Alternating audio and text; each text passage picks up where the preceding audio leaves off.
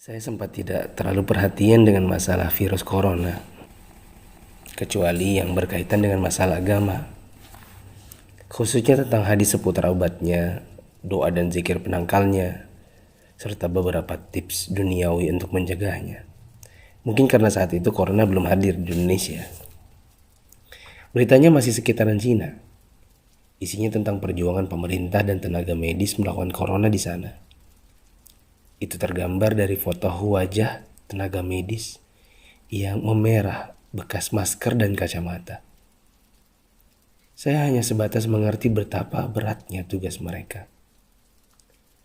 Saya sempat jengkel saat melihat video warga Iran yang menjilati pagar kuburan dan membaca tulisan tentang rakyat Italia yang dinilai sangat meremehkan. Tapi itu pun hanya sambil lalu karena positif pertama di Indonesia pun belum kedengaran. Tanggal 2 Maret 2020 yang ditakutkan pun terjadi. Pasien corona pertama di Indonesia diumumkan oleh Presiden Jokowi. Inilah takdir Allah yang harus sabar dihadapi. Pandemi corona telah memasuki negeri ini. Jumlah pasiennya bertambah hari demi hari. Gambar-gambar mirip dengan yang di Cina bermunculan di grup sana sini. Ada bekas alat pelindung diri tergurat di pipi. Tenaga medis bicara dengan kertasnya. Kami kerja untuk kalian, mohon kalian tetap di rumah untuk kami. Ada juga yang bunyinya, haus, ingin minum, tapi gak berani. Seorang dokter yang sudah sepuh dalam balutan baju perang seolah berkata, jikapun ajal datang, tidak mengapa. Karena raga yang sudah tua ini memang harus ikut berjuang, tidak hanya bisa berdiam diri. Ikatan Dokter Indonesia menyampaikan bela sungkawa karena 7 orang dokter di garda depan meninggal. 5 dari mereka wafat karena tertular virus ini. Seorang dokter muda hanya berdiri di luar pagar saat menemui keluarganya karena takut membawa virus dari luar. Meskipun foto ini aslinya dari Malaysia. Ternyata APD medis harganya sangat mahal dan sekali pakai saja. Saking krusialnya, para ulama dan ustadz-ustadz yang mumpuni ilmunya sampai mengeluarkan fatwa, bolehnya tim medis sholat tanpa wudhu, tanpa tayamum, lantaran pelindung dirinya tidak boleh sembarang dibuka. Tak hanya itu, ada juga fatwa sahnya sholat meskipun ada najis. Karena baju medis ini bukan baju biasa. Sekali dipakai untuk satu shift jaga, berjam-jam tanpa makan, minum, bahkan buang air dengannya menggunakan pampers orang dewasa.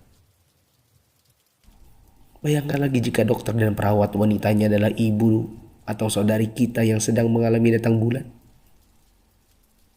Dan lagi deras-derasnya. Atau dia istri kita yang harus berjuang di rumah sakit, sementara punya bayi yang juga harus disusui tapi tak bisa. Ada pun yang wafat,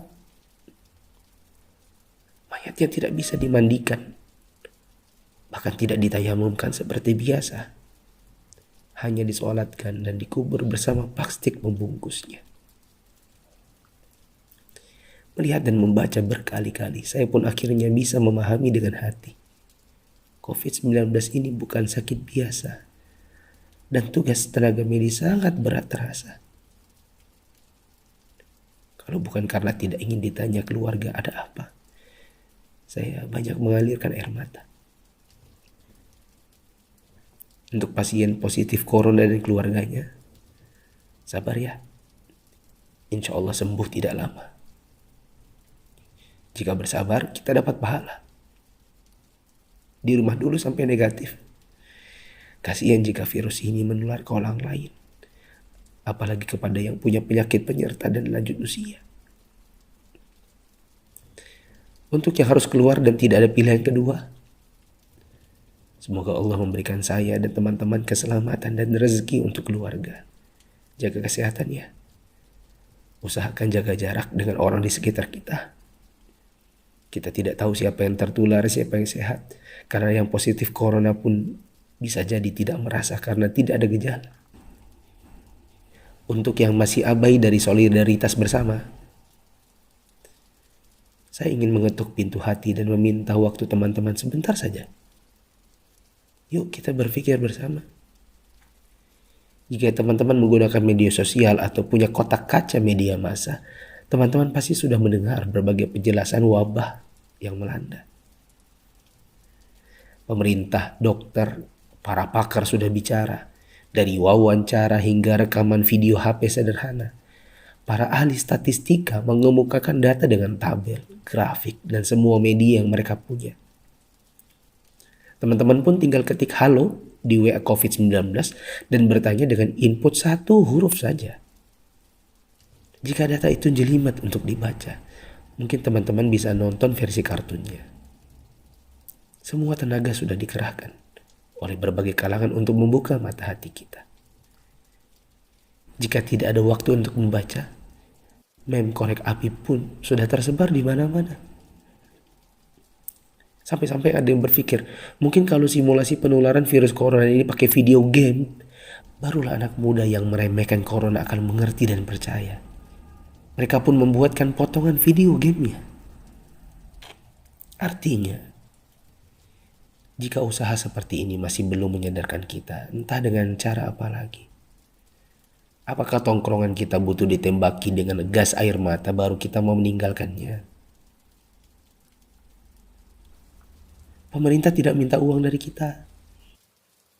Mereka hanya ingin kita mengikuti arahan mereka. Untuk yang menipu dan menipu, semoga Allah memberikan teman-teman hidayah dan memaafkan dosa-dosa kita semua. Dan menimbun barang yang dibutuhkan masyarakat saat masa sulit itu termasuk dosa. Rasulullah SAW bersabda, la yahtakiru illa khati. Tidaklah menimbun barang kecuali orang yang berdosa. Terlebih lagi bila menipu dan berdusta. Kami hampir tertipu dengan penawaran masker murah yang tadinya kami akan bagikan gratis kepada orang-orang yang membutuhkannya. Di mana hati kita? Apa kita bisa tertawa saat orang lain menderita? Teman, turunkanlah harganya ke harga normal jika engkau tidak bersedia menggratiskannya, seperti pahlawan jalanan yang membagikannya. Untuk yang kaya yang sesungguhnya itu adalah jika harta itu bermanfaat bagi orang di sekitar kita, bukan hanya untuk pribadi semata. Yakinlah, kekayaan, saldo ATM, rumah miliaran, outfit jutaan, mobil mewah memang membuat kita besar di mata manusia, tapi tidak ada artinya di sisi Allah yang Maha Kaya jika tidak menghasilkan amal dan pahala. Saya mau sumbang jam tangan dan beberapa barang lainnya yang mungkin tidak seberapa jika dibandingkan dengan teman-teman menyumbangkan harta nantinya. Terserah untuk pos dana apa. Mungkin masker, mungkin APD tim medis, hand sanitizer, sabun cuci tangan, dan sebagainya. Kita harus cintai harta kita ini dan bawa dia ke akhirat. Jangan sisakan untuk dunia. Untuk Bapak Presiden, BNPB, para gubernur, wali kota, dokter, perawat, ustadz, influencers, dan fundraisers, thanks for all you've done. Terima kasih. Jazakumullahu khairan. Semoga Allah balas teman-teman dengan tambahan iman, hidayah, dan pahala, hingga kita semua bisa dikumpulkan Sang Pencipta di dalam surganya. Jika menurut teman-teman ada orang di luar sana yang belum tergerak hatinya untuk punya empati kemanusiaan dalam wabah corona ini, coba kirim ke mereka. Siapa tahu setelah ini mereka bangkit mengerjakan amal kebajikan dan kita ikut dapat pahalanya.